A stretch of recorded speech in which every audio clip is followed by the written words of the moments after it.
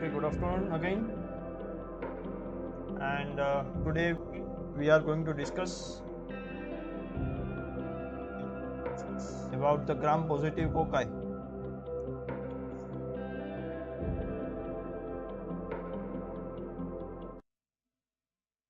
So let us start with the gram-positive cocci.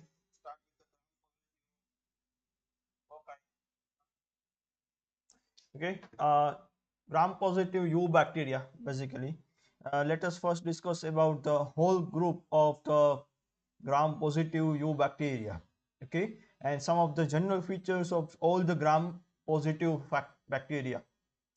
Some of the genera of the gram-positive bacteria are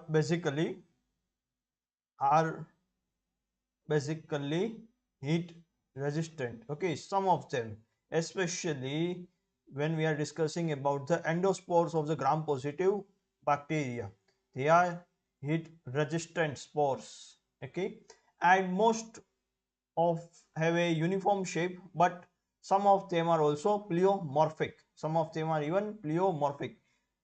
It means they have a variety of shapes. Okay, in a single species. For example, at some stage it may be rod shaped, at some stages it may be cocci shaped even.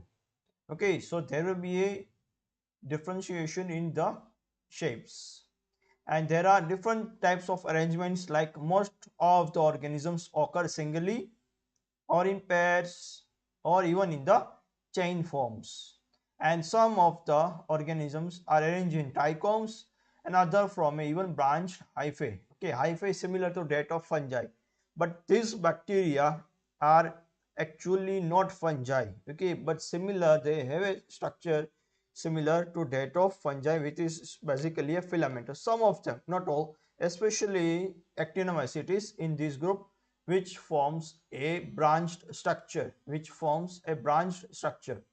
the motor organisms of this category have flagella. Okay, so it means the bacteria which are motile will have a flagella, and the mode of reproduction is by transverse binary fission.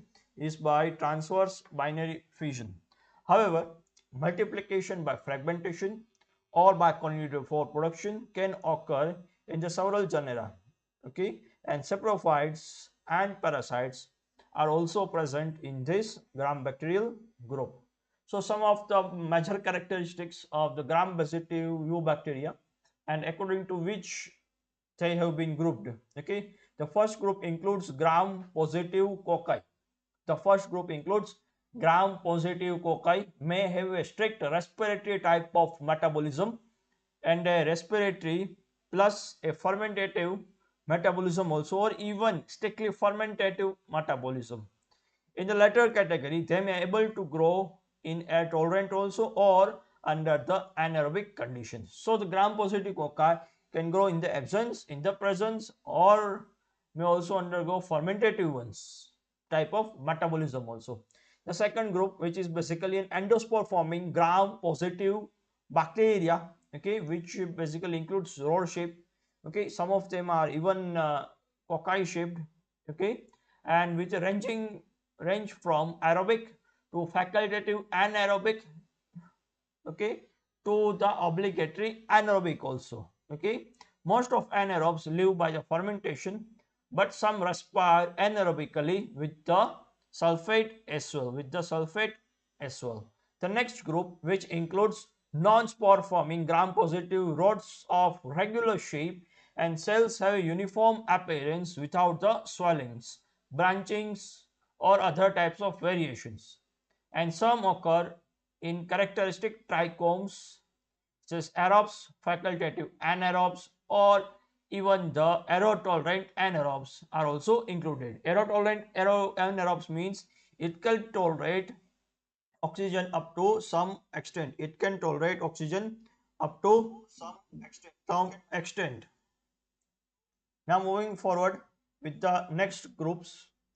Okay, next group includes non-spore former gram-positive rods or of irregular shape. Includes non-spore former. They are not going to produce any spores and forms gram-positive rods of irregular shapes. The cells may exhibit swellings, okay, or Y or V shapes, rod or cocci cycles, or even other deviations from the uniform morphology. As the name itself says, of the group itself says, the irregular shaped ones. Some are also filamentous at least some stage of their growth and are aerobic and are facultatively anaerobic, and anaerobic genera are also included. Next comes mycobacteria, okay, which is also the group which contains a mycobacterium tuberculosis like pathogen also. They are almost all of them are aerobic, slightly curved or straight rods which sometimes show branching or staying acid fast, and no cardioforms. Basically last group, which includes, they are aerobic organisms that tend or form substrate mycelium and sometimes aerial mycelium. And the hyphae fragments includes rod-shaped or coccoid elements, and the conidiospores may develop from a aerial hyphae similar to that of a properties of a fungi, but these are not actually fungi. Okay, now let us discuss some of the examples of the gram-positive cocci. In the first group, which includes aerobes, okay, which includes Dinobacter grandis, Deinococcus, Morinococcus, Micrococcus, Planococcus, and Selenicoccus roseus. I have included some of the examples, 3 to 4 examples from this group, okay, gram-positive group. Some of them are even facultative anaerobes, which are Aerococcus viridans, Anthrococcus, Gemella, Hemiolicens, Lactococcus, Leuconostoc, Melissococcus pluton, Pediococcus, Saccharococcus, Thermophilus, Staphylococcus, Stomatococcus mucilaginosus, Streptococcus, Trichococcus flocculiformis, and the Vagococcus. And the group which are anaerobes contains Coperococcus, Peptococcus niger, Peptostreptococcus, Ruminococcus, and the last one is Sarcina. And some of them are even catalase positive. Okay, uh, includes Deinococcus, Micrococcus, Planococcus, Staphylococcus, Stomatococcus mucilaginous. These bacteria are from the above groups. Okay. Now, what are the general properties of the gram-positive cocci? As the name of the group itself says, they are gram-positive and are of rod shape and they possess cytochromes, okay, which are part of an electron transport chain, and they are also able to respire with the oxygen. That is, they have a oxidative type of metabolism. And some can also obtain energy from the can also obtain energy under anaerobic conditions by the fermentation and have a fermentative type of metabolism also. Okay, so here are some of the examples of the gram-positive cocci which cause diseases, okay, in human beings. Okay, the first one is a Aerococcus. Okay, source where it can be isolated under the diseased condition of a human being is the urinary tract, and disease which they cause is a cystitis. Okay, okay, it's a rare disease. Next one comes is an Peptococcus, okay, and urinary, intestinal, respiratory tract, tonsils, skins, etc. And again it causes cystitis as well as gum disease. Next comes Peptostreptococcus, okay, can be isolated from diseased condition from the genital tract, causes abscess and even gas gangrene. Gas gangrene is a worst condition of a disease. As okay, so gas gangrene basically of is an most important symptom, okay, by the one of the bacteria Clostridium perfringens. Okay, similarly the gas similarly the only gangrene which includes where no gas is produced but the blackening of the tissues occur, okay, where the target organ of the pathogen is. Okay, the next one genus is an Streptococcus. The next genus is an Streptococcus and can be isolated under disease condition from the respiratory tract, digestive tract as well as teeth, and can cause disease in cavities, cystitis, abscess, okay, scarlet fever and even sore throat. Next one is an Staphylococcus and the source includes skin, sweat glands, urinary tract and even nose. Causes boils in skin, okay, abscess, food poisoning, endocarditis. If the symptoms increase in the case of endocarditis, you may even have a problem in your breathing. Food poisoning, you all know. Boils, what do you mean by boils? Okay, we'll discuss in the WebEx session in more detail if you want. Next one is a micrococcus.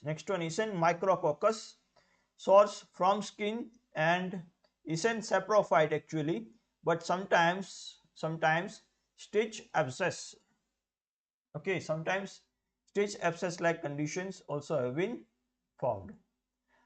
Now the first bacteria which I am going to discuss in the gram positive group is a micrococcus. It's a micrococcus. They are gram positive. Morphology, as we are discussing cocci group, cocci are in clusters or in tetrads or in the tetrads. Okay, they are non-motile, but one of the species Micrococcus agilis is basically a motile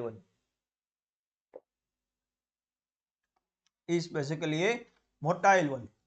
And specialized structures. Okay, there are no capsules or spores, and on the solid surface medium, Micrococcus roseus produces xanthazine, which is a distinctive pink colored pigment.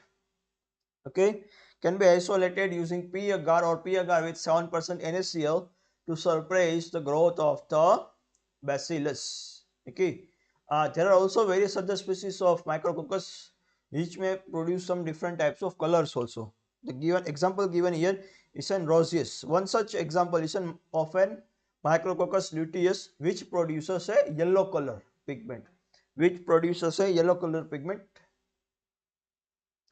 And growth on furosemide agar, and generally there is no anaerobic fermentation of the glucose. Okay, and acid is produced without gas when glucose is utilized.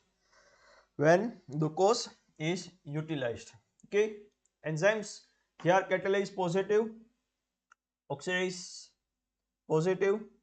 They are resistant to lysostaphine and contained hydrogenated menaquinones. Menaquinones are one of the important part for the electron transfer which are present in the bacteria. Glycine is absent. Lysine is present in the peptidoglycan, and teichoic acid is absent from the cell wall. And one more thing, if you want to note, okay, teichoic acid is normally found in a higher concentration in the acid fast bacteria, but can also be found in some of the other gram positive bacteria also. Okay, can be also found in other gram positive bacteria as well. Okay, not all, some of them. Okay, unique features: all strain grow in the presence of 5% NaCl, and some of can even grow at NaCl percentage of 10 to 15%. Micrococcus luteus oxidizes carbon compounds like glucose to the carbon dioxide and water, hence no acid is produced in glucose and fermentation test appear negative. Okay. Habitat, the primary habitat is basically mammalian skin. Okay, that is human skin also. Okay, also the on the skin of the animals also. Okay, and the secondary habitat is found in meat and dairy products and also found in soil and water. Okay, pathogenicity, they may be associated with the human infections, particularly in the immunosuppressed patients, and are strictly aerobic and are strictly aerobic. Okay, please have a look of a micrococcus here. Okay, it's an staining of a micrococcus, and here given here photograph here given is an photograph of a micrococcus luteus, which gives yellow colonies on the nutrient agar medium, which gives yellow colored colonies on the nutrient agar medium.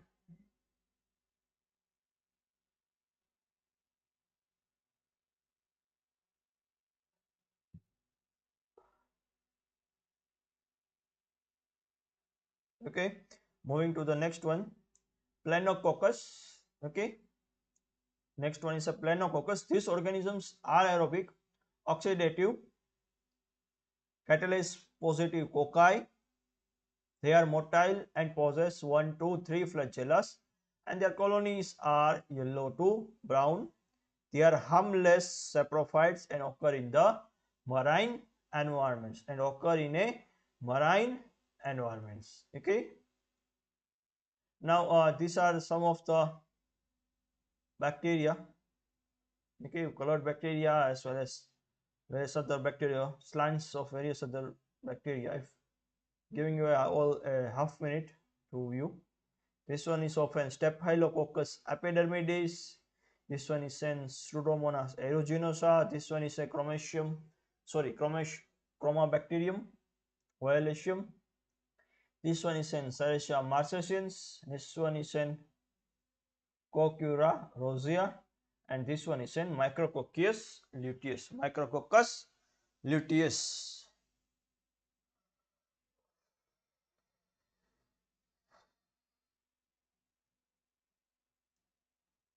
Now moving to the next one, Enterococcus.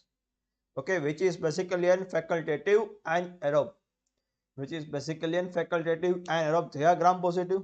Okay, cocci or in short chains, sometimes motile by means of few flagella, and have a optimum temperature of around 10 to 40 degrees Celsius and have optimum temperature of 37 degrees Celsius. Nutritional requirements of this bacteria are basically a complex ones. The fermentative metabolism using many carbohydrates. Okay, it's not produces, it is produces. Okay, it produces lactic acid but no gas, and produce sorry no gas, and growth at pH 9.6 and in 6.5 NaCl, 5% NaCl, and growth in the 40% bile seldom reduce nitrate and usually ferment lactose. Enzymes, they are catalase negative and have no cytochromes. Okay, this one is a photograph of an Enterococcus.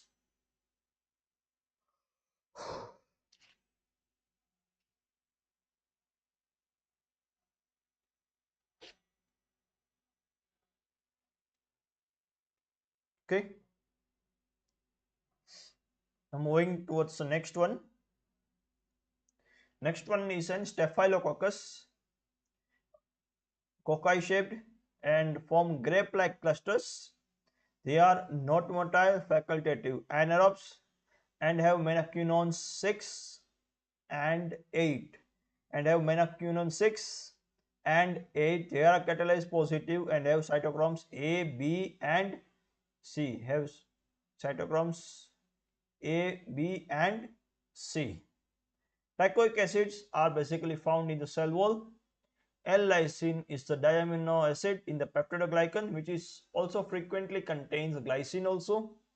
Staphylococcus cocci are sensitive to lysostefin and resistant to the lysosome, which is basically found in our body, especially in the tears of our eyes. And naturally they are found in skin, okay, in the human skin, even around the skin glands and the mucous membrane of the warm blooded animals, okay, in the mucous membrane of the warm blooded animals. Pathogenicity: some are opportunistic pathogens of humans as well as other animals, okay. Now this one is an scanning electron micrograph of a Staphylococcus aureus, which illustrates a typical grape-like clustering of the cells. Okay, clearly you can see the grape-like clusters.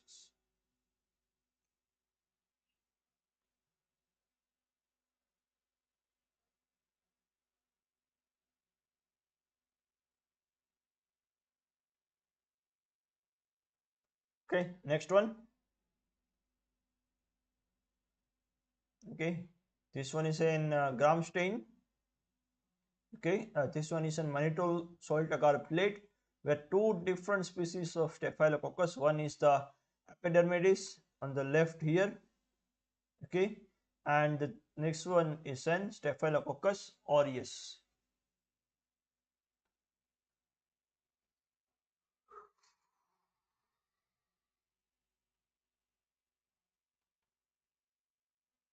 Okay, moving forward with the next one. Next group, again in the cocci, okay, these are basically aero-tolerant fermentative cocci. Aero-tolerant fermentative cocci, they do not possess cytochromes and have only a fermentative type of metabolism, do not respire. They can grow anaerobically or aerobically, okay. Cells are arranged in the pairs or chains or even tetrads, okay.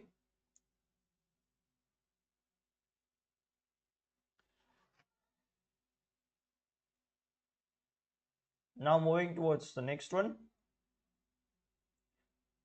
Streptococcus, which is basically a Streptococcus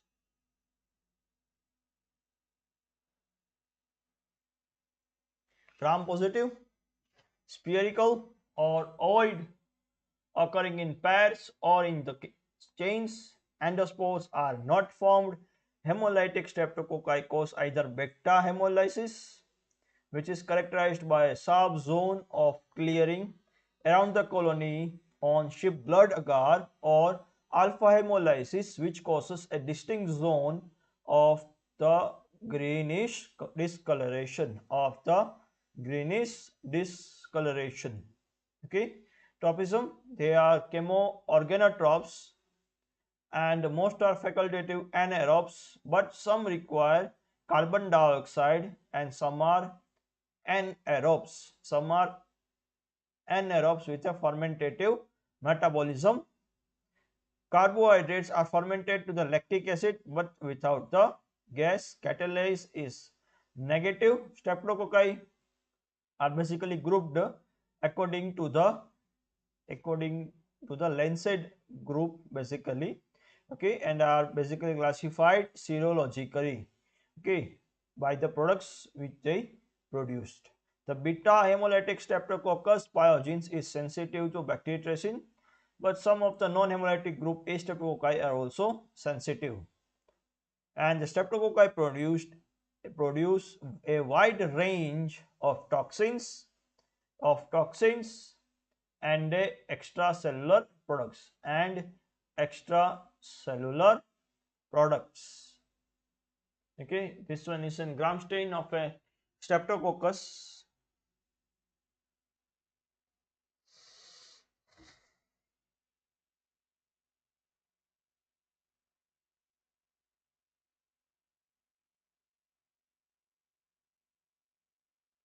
Moving forward to the next one. In the diagram A, again it's a gram stain specimen of the Streptococcus pyogenes, which shows chains of cocci, a characteristics of these organisms morphology. Okay, and the diagram on the right, which is a B1, okay, it's an blood agar, okay, in which Streptococcus pyogenes growth can be observed. Okay, and you can clearly see here, which is basically color of the blood agar will be red. Okay, will be basically red, but due to the beta hemolysis, the color will change to the yellow. Now, a basic difference between alpha hemolysis on the blood agar, beta hemolysis on the blood agar, and the gamma hemolysis. Beta is somewhat complete hemolysis. Alpha is basically a partial hemolysis, and the gamma is basically a very low hemolysis type of reaction. Okay, please have a look. Alpha, beta, and gamma hemolysis.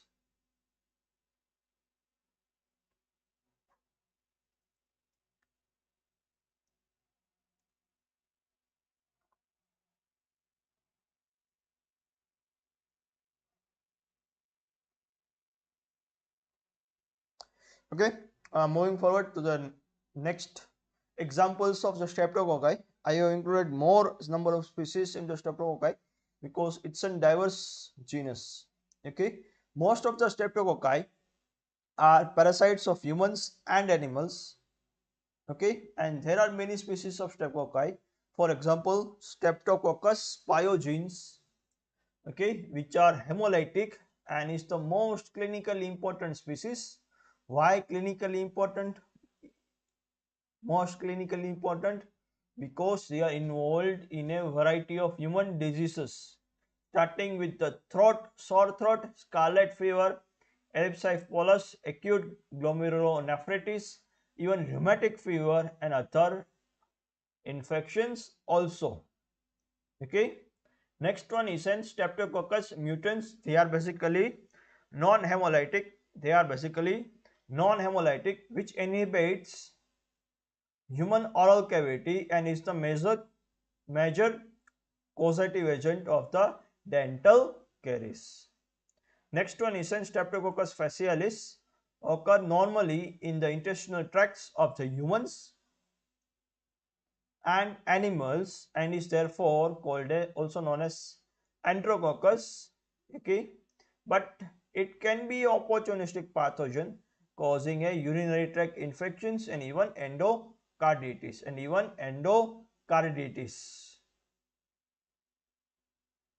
Next one is an Streptococcus lactis and Streptococcus cremoris. Basically, these two bacteria does not cause any disease.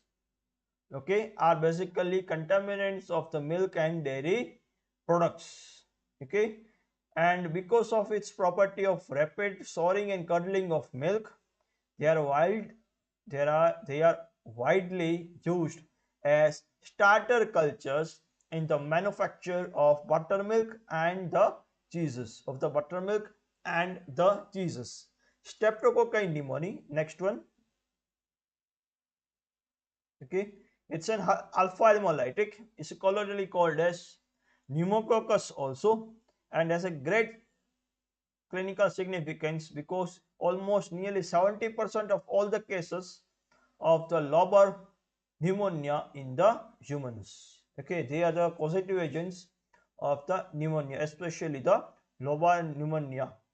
Okay, which is especially this disease is found in the case of colder regions more commonly.